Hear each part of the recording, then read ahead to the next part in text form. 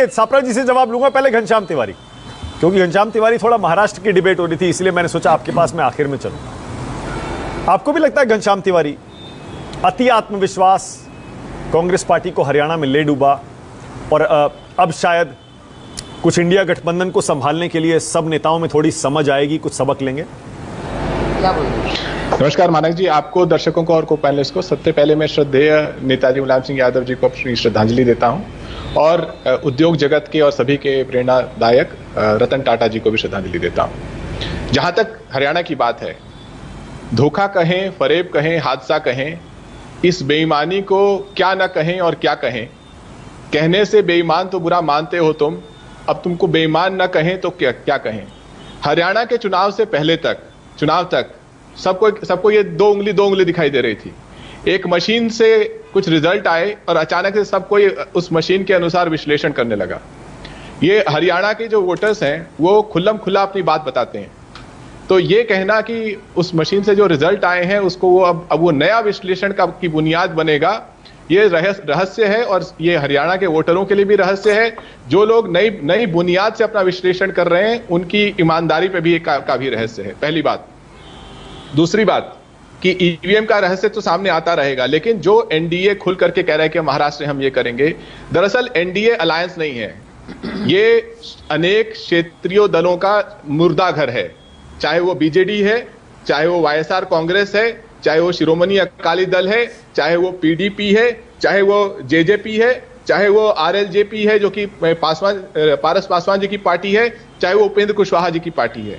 और इस मुर्दा घर में जो नई एंट्री होने वाली है, महाराष्ट्र के चुनाव के बाद आप देखिएगा कि नकली शिवसेना की भी एंट्री होगी उसमें और नकली एनसीपी की भी एंट्री होगी। तो जहां पर जो लोग उन पार्टियों से आकर के, घनश्याम आज काफी जीएसटी बहुत गुस्से में लग रहे हैं, ऐसे कड़े शब्दों का गुस्से में इस्तेमाल कर रहे हैं, तो बिल्कुल गुस्से में धोखा, नहीं हूं। मुर्दा घर। भाई ऐसा लग रहा है हरियाणा की हार आपको हजम नहीं हो रही है। नहीं हार क्या, मुझे तो आप ये बताइए, मुझे मशीन के नतीजे आपको नहीं, आपको शायद हजम हो रहे हैं। अरे भाई लोकसभा में 37 सीटें जीते थे, वो भी मशीन के ही नतीजे थे। घनश्याम तिवारी जवाब सुनिए, मैंने सबकी बात सुनी है। हाँ। लोकसभा में मशीन मैं किसी के बीच में नहीं टोक रहा था। कम से कम लोकसभा नकली पार्टियों को असली पार्टियों को नहीं टोकना चाहिए। मैं अपनी बात पे बोलता हूँ, कम से कम नकली पार्टियों को असली पार्टियों को नहीं टोकना चाहिए। रही बात कौन है, सब एक्सपोज हो गए हैं। वो तो एक्सपोज की जनता, महाराष्ट्र की जनता जानती है। इस तरीके से जनता ने दिखा दिया है। इस तरीके से महाराज छत्रपति शिवाजी का स्टैचू गिरा था, उनकी प्रतिमा गिरी थी, उसी ने साबित कर दिया था कि शिवाजी की नजरों में नकली पार्टियां कौन सी हैं। खैर उसे छोड़िए, बात यह है कि अगर भारतीय जनता पार्टी को लगता है कि इस रहस्यमयी नतीजे के बाद ये लोग भूल जाएंगे कि भारत में लगातार पेपर लीक होता है, ये लोग भूल जाएंगे कि बेरोजगारी का मंजर दस्त का तस्त है, ये लोग भूल जाएंगे कि ब्रजभूषण शरण सिंह कह रहा है, जिसको भारतीय जनता पार्टी सम्मानित मानती है, ये लोग भूल जाएंगे कि सभी पे अभी भी तलवार लटकी हुई है, ये लोग भूल जाएंगे कि अडानी जी को सबसे अमीर बनाने का सपना अभी भी कायम है। लोग नहीं भूलेंगे। अच्छा ओके, जीएसटी लोग विश्लेषण करेंगे कि ये रिजल्ट पाए, लोग विश्लेषण करेंगे कि ये रिजल्ट क्यों आए और इस रहस्य का खुलासा जब भी होगा। लेकिन इस गलतफहमी मत रहिएगा कि अखिलेश यादव जी, राहुल गांधी जी इस तरीके के नेता जो जनता के बीच में जाकर के ईमानदारी से अपनी बात रखते हैं, उस नेतृत्व को लोग नकार देंगे। हरियाणा का रिजल्ट एक रहस्य है, ये जनता भी जानती है, आप भी जानते हैं, बीजेपी के लोग भी जानते हैं। ठीक है, ओके। अब जीएसटी, अब मैं आपको चुनौती देता हूं और मैं इसलिए देता हूं, देखिए बहुत सोच समझ कर ये बात कह रहा हूं मैं। कांग्रेस पार्टी जब हरियाणा में कुछ गड़बड़ी, कुछ ईवीएम में ऊपर नीचे ऐसे आरोप लगाती है, तो वो कहती है कि हमारे पास बाकायदा हमारे कार्यकर्ताओं, नेताओं की रिपोर्ट्स हैं और हम वो आधिकारिक शिकायतें लेकर इलेक्शन कमीशन जाएंगे। लेकिन मैं आपको चुनौती दे रहा हूं, आप किस आधार पर घनश्याम तिवारी ये कह रहे हैं कि हरियाणा में बेईमानी हुई है? आपको साबित करना पड़ेगा।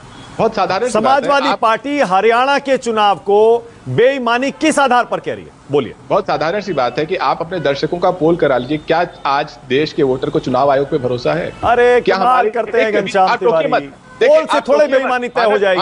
मानक एक सेकंड, आप टोकिए मत, मैं आपके पोल की बात नहीं कर रहा हूं, मैं आपके दर्शक जो कि देश के वोटर हैं उनकी बात कर रहा हूं और मैं चुनाव आयोग की बात कर रहा हूं। आप दिल के हाथ पे हाथ रख के बोलिए कि क्या आप यहां पे एक सेकंड बीच में टोकिएगा, यहां पर मौजूद एक भी व्यक्ति ईमानदारी से दिल पे हाथ रख के कहता है कि देश का चुनाव आयोग निष्पक्ष है? आप कह सकते हैं? बिल्कुल, मैं दावे के साथ कह सकता हूं, आप नहीं कह सकते हैं। क्योंकि उसके चाहे प्रधानमंत्री के मुजरा और न जाने जितने भाषण थे वो उसकी सबूत है। जिस तरीके से हरियाणा के चुनाव घोषित हुए वो उसके सबूत है। जिस तरीके से हरियाणा में ईवीएम में बेईमानी हुई, आप साबित करें। जिस तरीके से एक सेकंड, जिस तरीके से महाराष्ट्र में नकली पार्टियां बनाई गई, हरियाणा में हुई, जिस तरीके मैंने फिर से बोला कि नकली पार्टियों को असली पार्टियों को नहीं टोकना चाहिए। जिस तरीके से महाराष्ट्र में करते हैं, नकली पार्टी बोल रहे हैं। 7 सीटें जीत के आए हैं लोकसभा में, वो 7 सीटें 7। नकली असली हो जाता है क्या उससे? अरे जिसको जनता चुन लेती है वो असली होता है घनश्याम तिवारी।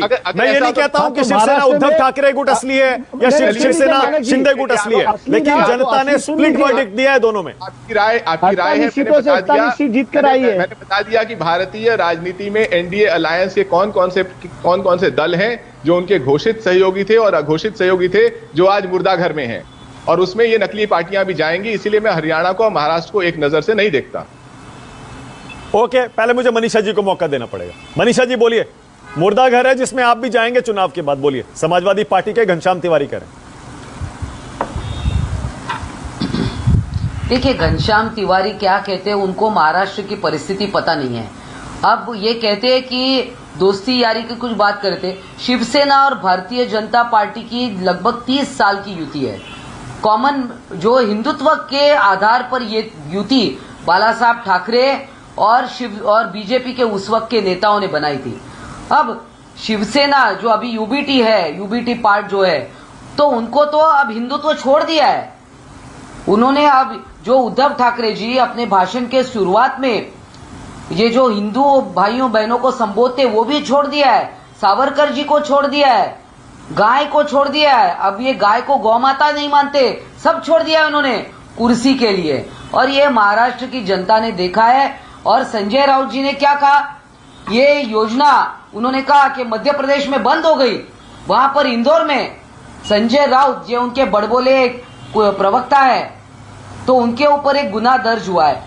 तो ये जब हमको नकली बोलते हैं, नकली तो ये लोग हैं, क्योंकि बाला साहब का हिंदुत्व इन्होंने छोड़ा है।